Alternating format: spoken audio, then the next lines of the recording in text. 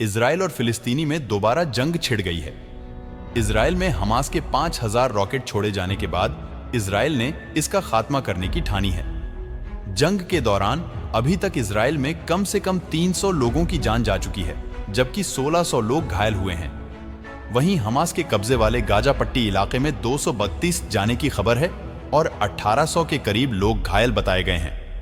शनिवार को जब इजराइल और हमास के बीच संघर्ष की शुरुआत हुई, तब से लेकर अब तक देश के प्रमुख अपनी अपनी राय रख रही है। खासकर मुस्लिम देशों ने बयानों ने इसकी ओर ध्यान खींचा है। आइए बताते हैं आपको कि मुस्लिम देशों ने क्या कहा है। सबसे पहले बात करें सऊदी अरब की प्रतिक्रिया की, तो उसकी प्रतिक्रिया सबसे पहले सामने आई, जिसमें सऊदी अरब के विदेश मंत्रालय ने दोनों पक्षों से संयम बरतने की अपील की। उन्होंने कहा कि वह फिलिस्तीनी गुटों और इजराइल पर लगातार नजर बनाए हुए है। हम इजराइल को लगातार कब्जे, फिलिस्तीनियों को उनके वैध अधिकारों से वंचित करने को देखते हुए हालिया स्थिति को लेकर चेतावनी देते हैं।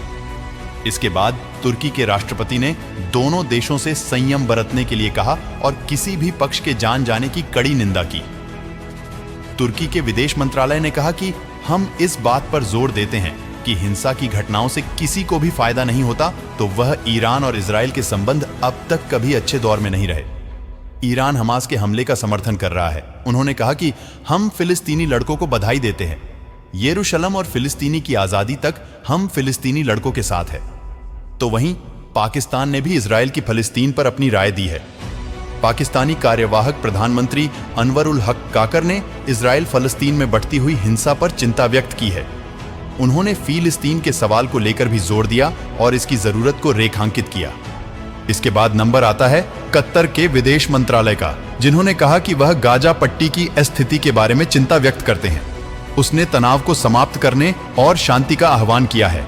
मिस्र के विदेश मंत्रालय ने इस पर चिंता जताई और इसके साथ ही मंत्रालय ने आह्वान किया है कि आने वाले समय में किसी भी तरह की हताहतों से परहेज किया जाना चाहिए। खट्टर ने इजराइल को हमले के लिए अकेले जिम्मेदार बताया है। हालांकि कतर ने दोनों देशों से संयम बरतने की अपील भी की, तो वह इस पर मरोक्को की भी प्रतिक्रिया आई है।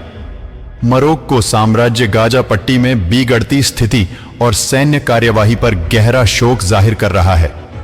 मंत्रालय ने कहा है कि हम नागरिकों के खिलाफ हमले की निंदा करते हैं, चाहे वह किसी भी पक्ष की ओर से किया गया हो।